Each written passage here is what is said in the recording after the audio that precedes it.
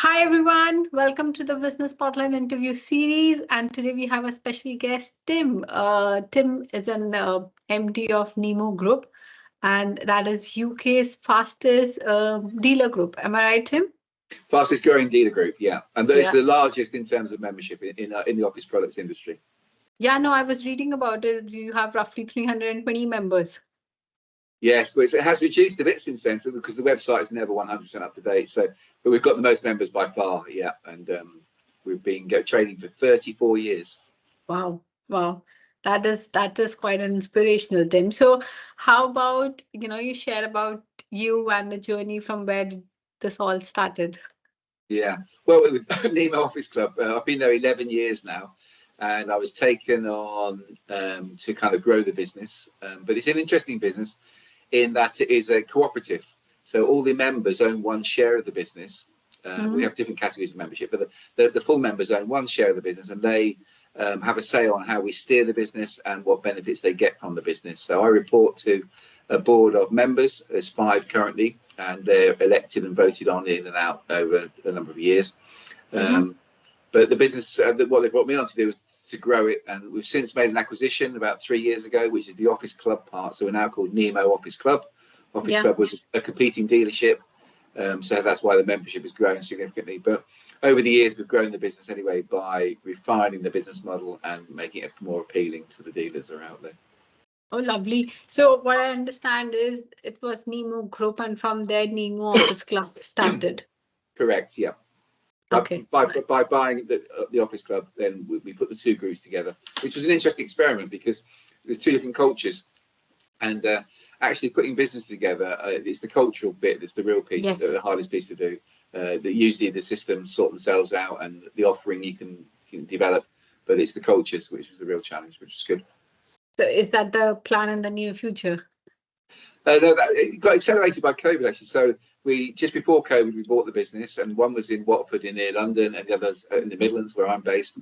So I was travelling down a lot, and we had these new people, a new company, and they'd been running their company for a long time as well. So, but COVID really helped in that during COVID we had to furlough some of the people, but then the management team stayed on, and then every day at 9 o'clock and 5 o'clock we had a call to see, because there was a few of us trying to do the work of many.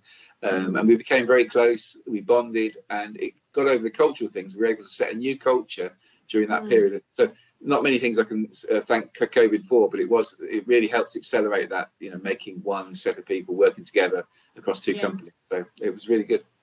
Yeah, no, absolutely. I mean, I echo what you're saying, and definitely, where everybody's working remotely, it's not the time you measure, but the results. And that is the key, and there's so much growth in that. But Tim, I'm very curious to understand, when you joined Nemo 11 years back, what inspired you to start this journey? Well, I've been involved in 4 or 5 startups in the tech world. So I've been working 43 years. I've had about 30 different jobs, and I've started my own business 4 times in partnership with other people generally. So I've always been up down the tech road, and then and worked ran an advertising agency, a finance company, all sorts of things. I've really had an interesting career. And then I got to the stage where I've been unemployed for a year, but that was by choice, that I sold the business, had some family time. And then my wife said, you really need to get out of the home and get back to work. So I've been traveling to work and working really long hours most of my career. And this was a local job, which I work, the office is 8 miles from where I live. So I just applied for the job, went along for the interview, and thought I'd try something new. And at that time, I'd either worked in corporate, high senior jobs in corporate, or I'd had my own business in much smaller SMEs. A buying group is a really different structure because the members own the business. It's a whole different skill set to running it. So I was challenged by that, where in corporate that you play the corporate game and you get seen enough that people do what you say. In SME land, you own the business, so people do what you say. But I have to direct these people and guide them. Don't forget, all of them are my boss technically. So it's completely different. You have to learn new skills basically to run it. So I was excited by it. I love growing businesses. It's that excitement of growing businesses. So when they said we want you to come in and grow the business, and that was unfettered. I to use whatever I wanted to do to do that. So that was why I really got excited about buying groups. And I didn't know at the time there's buying groups in every industry, where smaller groups, companies can group together and take on the bigger players. So that whole David and Goliath thing was quite challenging, and I thought it was quite appealing. So I didn't expect to stay there. I've never stayed anywhere 11 years, to be fair. I've always got bored and moved on to something new. But I got taken by this, and we've got a really important job to do in that these independent SMEs throughout the country really need a lot of support. It's been a tough few years for them. So there's kind of a bit of a moral crusade as well about helping the small guys survive. And they are extremely entrepreneurial. They're resilient. They can adapt their business very quickly. So it's an exciting environment to work with those sort of people. So that's why I first came. Yeah, no, absolutely. It sounds so inspiring, Tim. You have such an inspiring, and I wanted to ask, when you already said it's been 11 years now, I'm sure Nemo would be giving you all the adrenaline rush and the excitement you need, because you've been in the business for so long. I absolutely agree with you that the small businesses, especially, my background, we also come from the same place where we help business owners. So the SMEs, I believe, is the backbone of any country's growth. And if they grow, then the country grows, and, the whole economy grows. So it's very good that we have people like you who really helping them on a commercial level where they can grow really fast. But what do you attribute your growth to? Because in the last 11 years, Nemo has seen a different world altogether, different growth. So what do you think was the main key? Well, having a plan, basically. Before that, I was working in startups, so tech startups generally. So we were trying to pitch, getting money off VCs all the time. We had to have a really good business model, refine the model, and convince them that there was a way they could get a return on their money. So I see all business the same as that. You just got to get your model, refine, keep working on the model. Get the right people around you, to be fair, is another key. And I personally, I'm not academically, I was never academically very good. I left school with no qualifications whatsoever. So I'm after attitude and aptitude. I understand that some qualifications are needed, but really, if you can get the right people with the right attitude, then you can achieve anything. So for me, it's have the plan, refine the plan, and then spend all your time trying to understand what the customer wants and why they see your service or product as the right thing for them. And from my marketing days, it's where it's test, try new things and go with the things that work. So I have a very simplistic view on business, to be fair. And you and I have the same motto. I saw on your LinkedIn site, work on the business, not in the business. Absolutely. For many years, I've been doing that where, I'm not interested in the day-to-day stuff. If I can avoid that, I will, like the plague. I don't mind detail, but I'm really interested in the bigger picture and where we're all going. I see as the managing director's role. You have to direct people to where the business needs to be to win the game. So that was a lot of stuff, but that's my simplistic view on business. But your simplistic view have covered most of the ticks, which I was looking for. And I mean, these are some magic things, which having a plan, the right people in the right seats, know your customer well, and then it's all about implementation. But what you said is absolutely right, because I often, when I speak to business owners, and most of the time they're working in the business, and we say, okay, let's switch it to 80-20 rule. Let's do 20% on the business, because that will lead to 80% result. Whereas most of the time they're working 80% in the business, and it's like just firefighting every day. You don't know when the day starts, and you end up in just firefighting. Exactly. So, because we've got so many members, I obviously spend a lot of time with the MDs of these businesses, and they are literally trying to survive the day-to-day hassles of running a business. And they never step out from the trees and look at the trees from a distance and see what shape the forest should be, rather than. And I could never do a job like that, to be fair. I've always avoided that sort of in-depth understanding of the bit, not understanding, but the in-depth day-to-day stuff of the business.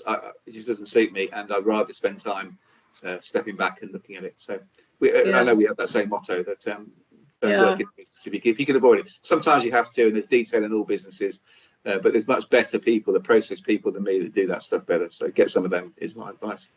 Yeah, Yeah, that's a good advice, because what you are good at, do that and delegate the rest. Because Yeah, if you end up doing everything, it will not be fun and it will not give you the same result as you expect. Because I mean, there was this line which just touched my heart. You can do anything, but not everything. yeah, yeah. So you choose. I mean, what stands out for you? What is that working on the business? Because as a business owner, one should be doing that rather than in working in the business. Yeah, when I meet MDs, I always ask them, what are you good at and what are you not good at? Because the problem is they don't spend enough time on the stuff they're good at. And we get people is the real problem. I've grown businesses really quick in the past, in the tech days, where we went from 5 people to 100 people. And then you spend your whole time on the people. And, that may not be my skill set. So you've got to understand who you are, what you are, and do those things most of the time. Otherwise, it won't be fun, as you say, and it will certainly drag you down. Yeah, yeah. But Tim, during this journey, what has been your key learnings, especially being that advisor, being the MD of the group and having 320 own customers or members, I should say, who are looking forward to you. So what has been your learnings? Well, as I said earlier, you got to learn new skills. So I'm directing these people. They're my boss, technically. I'm not their boss. So you have to really take them with you. So inspire them, find different ways of showing them how to run their business. Because I don't do the day-to-day stuff of their business. I mean, they've got a really tough job. Trying to execute a transactional business and get the orders out each day is a different thing than I've been used to. So you have to inspire people. The real thing that has been learning those new skills, how to herd people forward in direction rather than telling people, where we're going, kind of thing. So that's been an interesting experience. And really, I've worked with some really interesting people over the years as well, some really successful people. And the thing I've learned from them is to inspire people and to try and lead them with, getting people on your side and driving the business to where it needs to be. That's very interesting. So inspire them and lead them to where they want to be. Yeah, but you have to, as an MD, you have to have that skill set. So the title managing director is supposed to direct things, not actually do things. So the direction part is the bit that I think a lot of young entrepreneurs, they usually have a great idea, or they're really skilled tech-wise in my case. But then when it came to managing the people or saying where we're all trying to go to the same place, that's where they fail. And young entrepreneurs, it's a real challenging thing, because you've got to have an idea, you've got to get some money. There's so many parts of the model to make it work, and you've got to have the right people around you, because you can't do it all yourself. Absolutely. And what has been your challenges while working and growing Nemo group in that matter in the last 11 years? Because often when I speak to business owners, their challenges fall on either of the three. I mean, majority one of the three is there, whether it's time, it's team, or it's money, which is like growth. So what specifically do you see as a challenge? I think all three of those obviously are very important. The challenge has been external factors really in our industry. So COVID has really had a large effect on our business, like it did on many.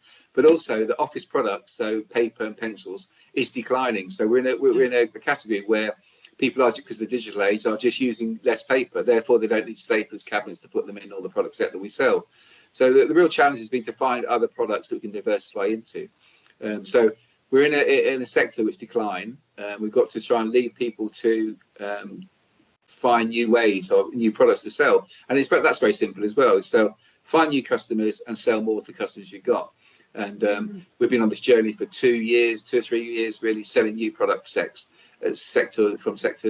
And that's been the real driver, is to try and come out of COVID, recover from that, and then find new things to sell. So we set out we sell something like 25,000 products, traditional office products, and we're trying to be one invoice for everything that an SME might want. So and that's changing what they want. We now sell all sorts of things. So EV charging we sell, shredding, a whole load of services that we never thought of before. PPE obviously became a big thing.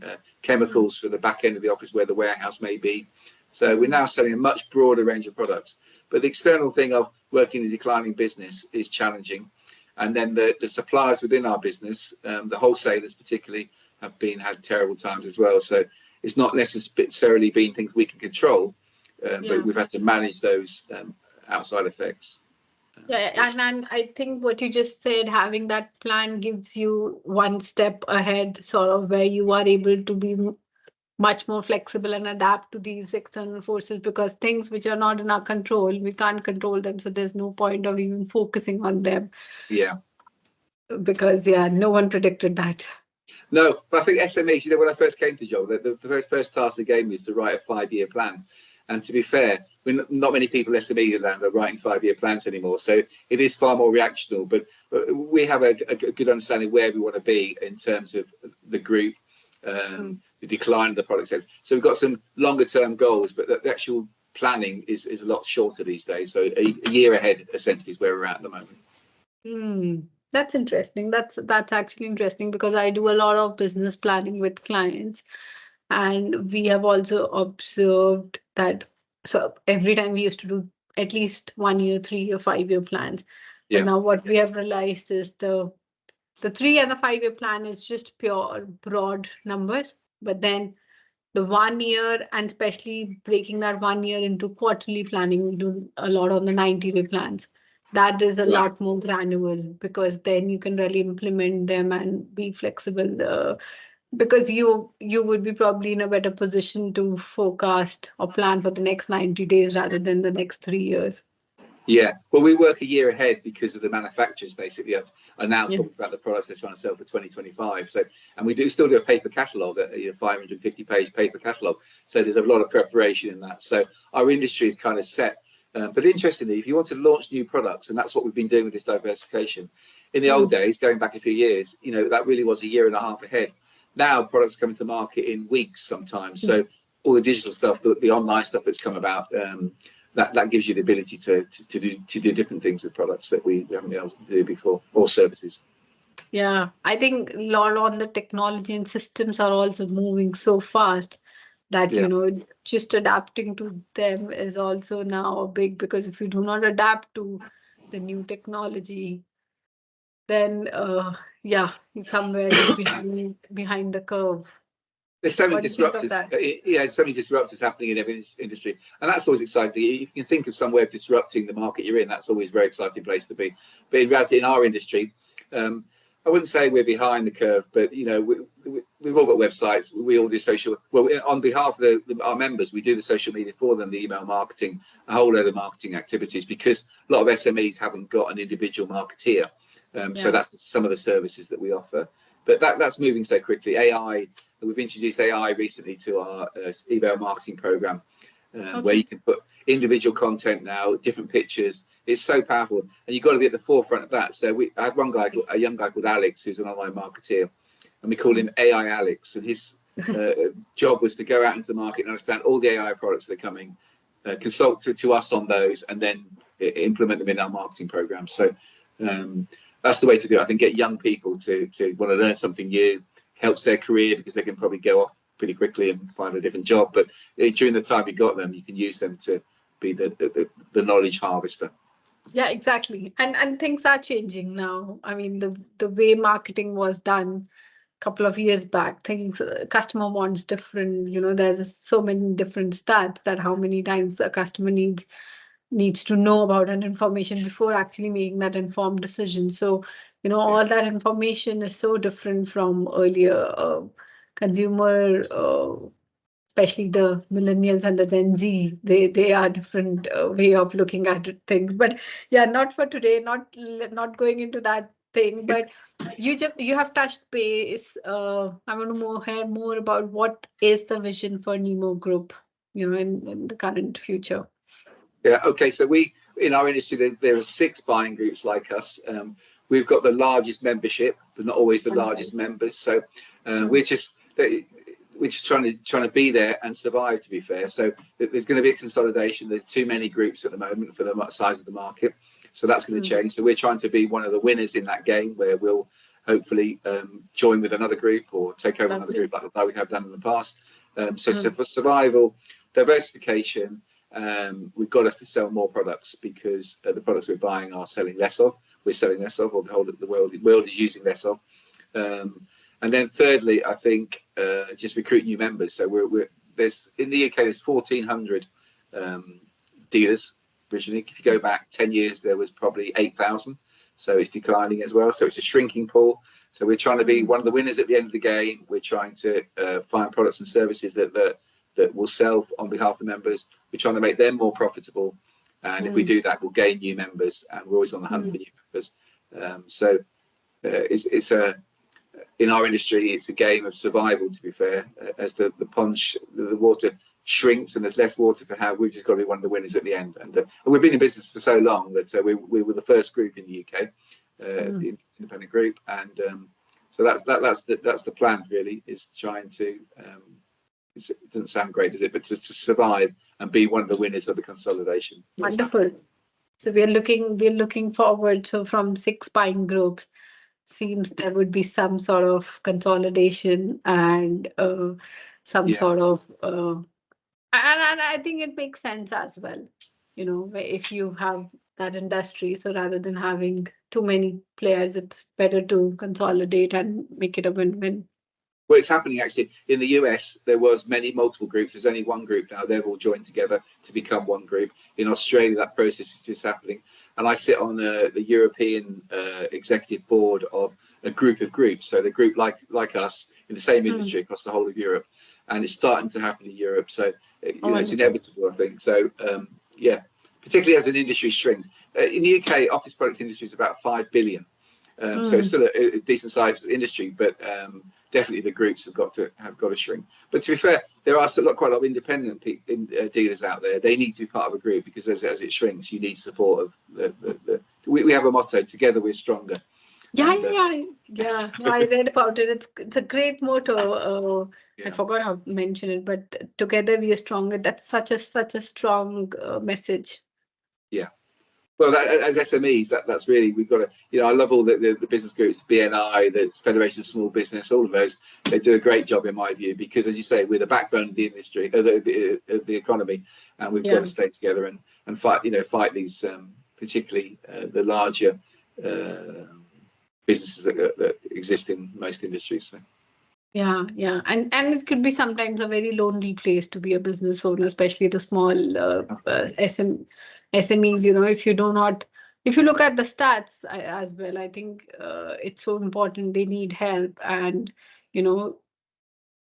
right now we have all the help, I mean, now it's all available, but having that direction is the key. Yeah, it's still a very lonely place, and that's what the service we offer. So we have 4 meetings a year where the members come to 2 conferences, and there they bond with each other. They have a lot of networking time, and they share quite considerably. But that's part of our job. So the BDMs that we have and myself is to get alongside them and talk about all those people type issues as well that you find so lonely when that's going wrong in your business. So that's definitely part of the offering that we have. Wonderful. So Tim, this is the most favorite question, and we'll end up with this. If you look back at your journey, what advice would you give to your younger self? Wow, that's a really tough question, isn't it? Well, back in the day, I used to read a lot of books and try and take on lots of knowledge. I was a bit like a sponge, so I was reading lots of books in those days. That's tailed off as I've got older, to be fair. Don't lose the desire for knowledge and learnings. I've been privileged enough to work with some extremely bright people, and if you're not careful, you take your eye off the ball and you stop trying to learn and learn new things. In business, you need a strong desire to win, which I've never lost, but you get to a stage sometimes in your career where you think, I probably know enough now, or I've learned enough. That's the wrong thought. You've got to get up every day and think, what else can I learn today? How can I shape the business better? So key learnings are, don't stop learning. I pick the right people, of course. That's always the one.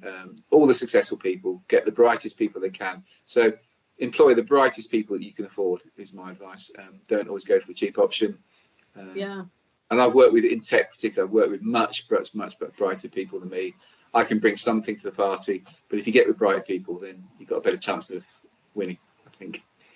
Yeah, no, that's brilliant 2 advices. Read a lot of books, learning. I mean, keep learning. That's the good learning, and then pick the right people.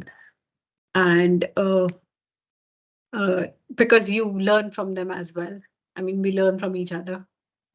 All the time, yeah, and customer facing people. So, you know, with our BDMs, they're the ones that are out every day in, day out, talking to our customer base, our membership. And you know, you think you're not careful, you can get a bit arrogant about your thought that I know this. Don't listen to other people, because often they know far more than you do about the customer or your business. Absolutely. Tim, it has been wonderful speaking to you. Such a great interview. We have learned so much from your journey. While I was doing it, I have so many notes written down as well. But it's great to have you. Thank you for joining us today.